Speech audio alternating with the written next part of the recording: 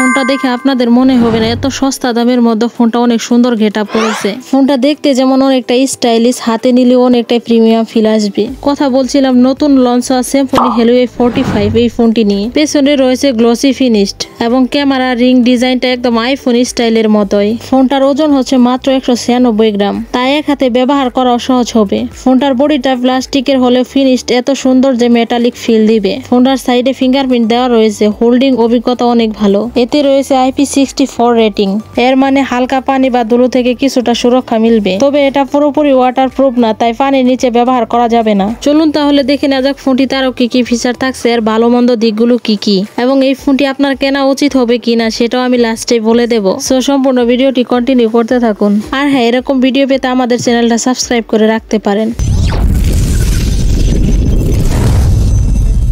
Let's go. প্রথমে কথা বলা যাক ফোনটির ডিসপ্লে কেমন হবে। এই ফোনটাতে দেওয়া হয়েছে 6.67 ইঞ্চির বড়সড় ডিসপ্লে। এখানে রেজুলেশন যদিও HD+, কিন্তু স্ক্রলিং খুবই স্মুথ হবে, কারণ এখানে 120 হার্টজ রিফ্রেশ রেট দেওয়া হয়েছে।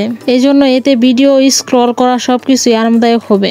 এই দামের ফোন 120 হার্টজ রিফ্রেশ রেট পাওয়া মানে সত্যিই চমক। এখন আসা যাক ফোনটির পারফরমেন্স কেমন। এতে দেওয়া হয়েছে MediaTek Helio G81 প্রসেসর। এতে দৈনন্দিন কাজ, সোশ্যাল মিডিয়া, ইউটিউব সবাই ভালোভাবে চলবে। ফোনে রয়েছে Android 15 এবং আরো রয়েছে 6GB বা 8GB RAM plus 228GB storage. ফোনটাতে গেম করা যাবে, তবে ভারী গেম হাই সেটিং এ চালালে একটু লেগ করতে পারে, সেটা মাথায় রাখতে হবে। এবং বেশি হাই গ্রাফিক্সের গেম খেলে ফোনটি গরমও হয়ে যেতে পারে। তবে আপনি হালকা মাঝারি গেম খেলতে পারবেন, এতে কোনো প্রবলেম হবে না। তবে হ্যাঁ, আগেই বলে রাখি, যারা হেডি গেম আর উচ্চ গ্রাফিক্স হেডি গেম খেলেন তাদের জন্য কিন্তু এই ফোনটা না, আপনারা অন্য একটা ফোন চয়েস করতে পারেন। সো এখন একটু কথা বলা যাক ফোনটির ক্যামেরা কেমন দিয়েছে তারা। এই ফোনটার ক্যামেরা দেখে আমি একটু অবাকই হলাম বলতে গেলে, আশা করি আপনারা অবাক হয়ে যাবেন। ফোনটার পেছনে রয়েছে 50 মেগাপিক্সেল মেইন ক্যামেরা সেন্সর, আর সামনে রয়েছে 32 মেগাপিক্সেল সেলফি ক্যামেরা। এতে ডে লাইটের ছবি ভালো শার্পনেস পাওয়া যাবে, কালারও সুন্দর আসবে। চলুন এখন একটু কথা বলা যাক ফোনটির ব্যাটারি ও চার্জিং কেমন দিয়েছে তারা।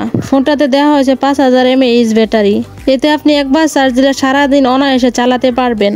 এবং ফোনটা চার্জ করার জন্য দেওয়া হয়েছে 18 ওয়াট ফাস্ট চার্জিং। এতে ফোনটা চার্জ করতে প্রায় 1 ঘন্টার উপরে সময় লাগবে। ফোনটার ভালো দিকগুলো যেমন 50 megapixel camera, 120 hertz refresh rate, বড় ব্যাটারি এবং ডিজাইনও খুব সুন্দর। তেমনি ফোনটার কয়েকটি মন্দ দিক হলো যেমন ডিসপ্লে HD+, ফুল HD নয়, প্রসেসর তেমন শক্তিশালী না, সেকেন্ডারি ক্যামেরা তেমন কাজে আসে না। এইগুলো হলো ফোনটার মন্দ দিক। এছাড়া ফোনটি কিন্তু মোটামুটি ভালোই আছে। সো এখন জানিয়ে দেওয়ার পালা ফোনটা বাংলাদেশের দাম কেমন হতে পারে। এই ফোনটা বাংলাদেশে প্রাইস হচ্ছে 11,999 টাকার মধ্যে, তবে দোকান ভেদে দাম কিছুটা কম বেশি হতে পারে। সো এখন কথা হচ্ছে এই ফোনটা কাদের জন্য বেস্ট হবে। যারা শুধু নরমাল ইউজের জন্য ব্যবহার করতে চান কোনো একটা ফোন, তাহলে তাদের জন্য এই ফোনটা বেস্ট হতে পারে। এবং যারা হাই গ্রাফিক্স গেম খেলতে ভালোবাসেন তাদের জন্য কিন্তু এই ফোনটা না, তারা অন্য একটা ফ্ল্যাগশিপ লেভেলের ফোন খুঁজতে পারেন। সো ভিউয়ার্স, এই ছিল আজকের মূল ভিডিও। ভিডিওটি কেমন লাগলো আর ফোনটা আপনাদের কাছে পছন্দ হয়েছে কিনা অবশ্যই কমেন্ট বক্সে আপনার মূল্যবান মতামত রেখে যাবেন। আর হ্যাঁ, ভিডিওটা ভালো লাগলে চ্যানেলটা সাবস্ক্রাইব করে পাশে থাকা বেল বাটনটি অন করে রাখতে পারেন এরকম নিত্য নতুন আপডেট ভিডিও সবার আগে পাওয়ার জন্য।